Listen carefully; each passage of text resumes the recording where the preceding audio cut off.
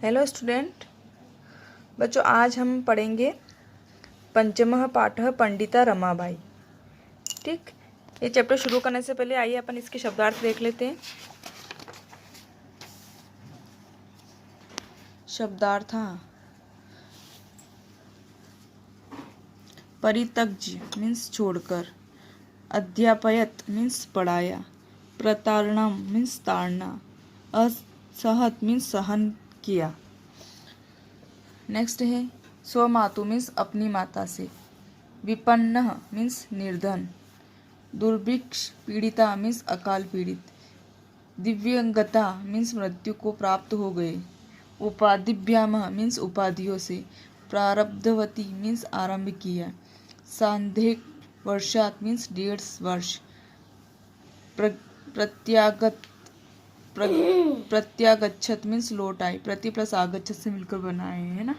फिर है अर्थ संचय मीन्स धन संचयन, प्रत्यागत मीन्स लौट कर, प्रति प्लस आगत, मुद्रणम मीन्स छपाई, टंकणम मीन्स टंकण, निराश्रिता मीन्स बेसहारा, निरह प्लस आश्रिता से मिलकर बनाए निराश्रिता, यापयंती मीन्स बिताती हैं, अवदानम मीन्स योगदान। ठीक, अब शुरू करते हैं हम चैप्टर। स्त्री शिक्षा क्षेत्रे अग्रगण्या पंडिता रमाबाई 1858 तमे ख्रीष्टाब्दे जन्म अलभत। तस्या पिता अनंत शास्त्री डोंगरे, माता च लक्ष्मीबाई आस्तनाम। मीन्स स्त्री शिक्षा क्षेत्र मतलब स्त्री शिक्षा के क्षेत्र में अग्रगण्या मतलब अग्रणी पंडिता रमाबाई का जन्म 1858 में हुआ। तस्या पिता मतलब उनके पिता अनंत शास्त्री डोंगरे और माता लक्ष्मी बाई थी।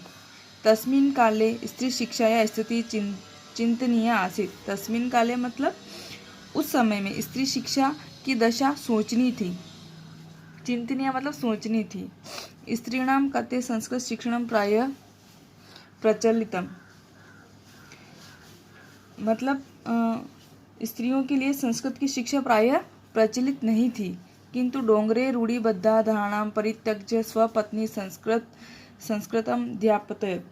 किंतु डोंगरे जी ने अपनी पुरानी धारणाओं को त्याग कर अपनी पत्नी को संस्कृत पढ़ाई। स्वपत्नी संस्कृत अध्यापयत् मीन्स उनकी पत्नी को उन्होंने संस्कृत पढ़ाई। एतदर्थ सह समाजस्य प्रतारणाम अपि असहत। इसके लिए उन्होंने समाज की भी बहुत सारी प्रताड़ना सही। अनंतरम रमा अपि स्वमातु संस्कृत शिक्षा प्राप्त होती। और बाद में रमा ने भी अपनी माता से संस्कृत की शिक्षा प्राप्त की। ठीक, नेक्स्ट कालक्रमेण रमया पिता विपन्न संजयत। मीन्स समय बीतने पर रमा के पिताजी की आर्थिक दशा खराब हो गई। कालक्रमेण मतलब समय बीतने पर रमा के पिताजी थे उनकी आर्थिक स्थिति बहुत खराब हो गई। तस्या पितरो ज्येष्ठा भगिनी च दुर्भिक्ष पीड़िता दिव्यंगता। उनके माता पिता और सबसे बड़ी बहन अकाल के कष्ट से मारे गए। दिव्यंगता मतलब मारे गए। तदनंतरं रमा स्वज्येष्ठ भ्राता सह पदभ्यां समग्र भारतम अभ्रमत। उसके बाद रमा अपने सबसे बड़े भाई के साथ सारे भारत में घूमी। ज्येष्ठ भ्राता मतलब सबसे बड़े भाई, सह मतलब उनके साथ, समग्र भारतम अभ्रमत मतलब सब पूरे भारत में वो घूमी। भ्रमण क्रमे सा कोलकाता प्राप्ता।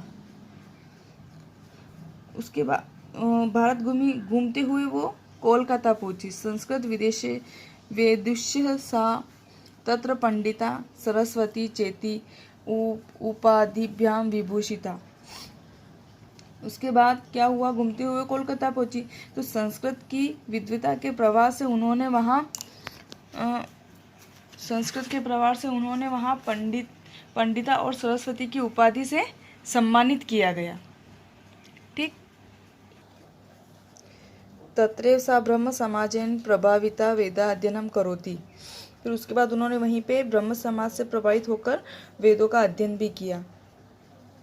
पश्चात स स्त्रीणां कृति वेदादीनां शास्त्राणां शिक्षायै आंदोलन प्रारंभवती। उसके पश्चात उन्होंने स्त्रियों की वेद शास्त्र आदि की शिक्षा के लिए आंदोलन शुरू किया।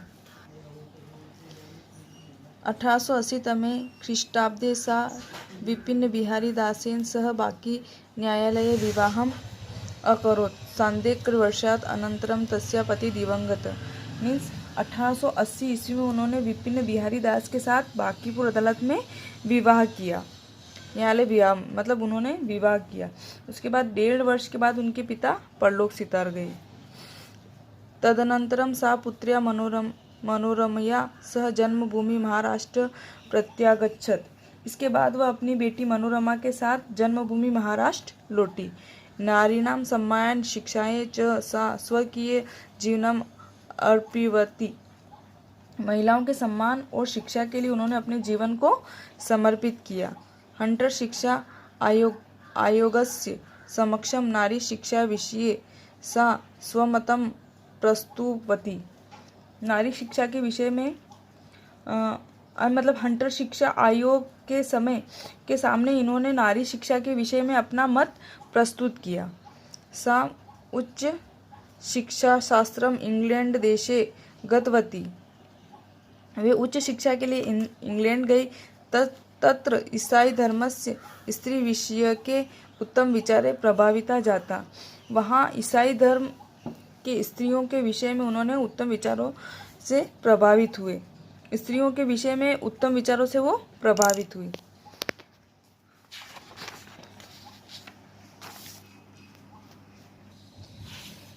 इंग्लैंड देशात रमाबाई अमेरिका देशम अगच्छत। इंग्लैंड देश से रमाबाई अमेरिका देश को गई। तत्र सा भारतस्य विधवा स्त्रीणां सहायतार्थम अर्थसंचयम् अकरोत्। वहाँ उन्होंने भारत की विधवा स्त्रियों की सहायता के लिए धन संचय किया। भारततः प्रत्यागतम मुंबई नगरे सा शारदा सदनम अस्थापितम। भारत लौटकर मुंबई नगर में उन्होंने शारदा सदन की स्थापना की। अस्मिन् आश्रमे निस्सहाया स्त्री निवसन्ति स्म।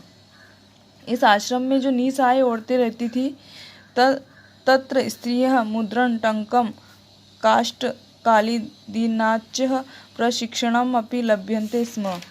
इस आश्रम में निसहाय औरतें रहती थी। वहाँ औरतें छपाई टाइपिंग है ना और काष्ठ कला आदि का प्रशिक्षण प्राप्त करती थी। परम इदम सदन पुणे नगरे स्थानांतरित जातम। बाद में इस सदन को पुणे नगर के समीप स्थानांतरित किया गया। तत् पुणे नगर से समीपे केडगांव स्थाने मुक्ति मिशन नामक संस्थानां तया स्थापितम्।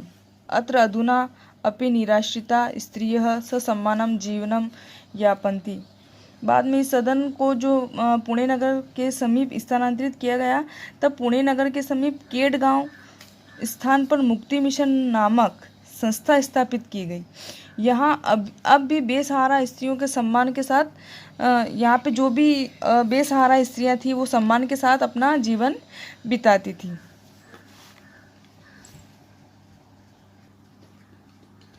(1922) तमे ख्रीष्टाब्दे रमाबाई महोदयाया निधनम् अभवत्। सा देश विदेशानाम् अनेकासु भाषासु निपुणा आसीत्। मतलब 1922 ईस्वी में रमाबाई महोदया की मृत्यु हो गई। वे देश विदेश की अनेक भाषाओं में निपुण थी। सा देश विदेशस्य नामानु अनेकासु भाषासु निपुणा आसीत्। मतलब वो देश विदेश की अनेक भाषाओं में समाज सेवाया अतिरिक्त लेखन क्षेत्रे अपि तस्या महत्वपूर्णम् अवदानम् अस्ति। स्त्री धर्म नीति हाई कास्ट हिंदू विमेन इति तस्या प्रसिद्ध रचनाद्वयं वर्तते। मीन्स समाज सेवा के अतिरिक्त लेखन क्षेत्र में भी इनका महत्वपूर्ण योगदान है। और स्त्री धर्म नीति और हाई कास्ट हिंदू विमेन दो उनकी प्रसिद्ध रचनाएं हैं। तो बच्चों आपको ये चैप्टर समझ में आ गया होगा। आपको शब्दार्थ अपनी फेयर कॉपी में लिखना है और जो क्वेश्चन आंसर का PDF में सेंड कर रही हूँ वो भी आपको अपनी फेयर कॉपी में लिखना है। Thank you. Have a nice day.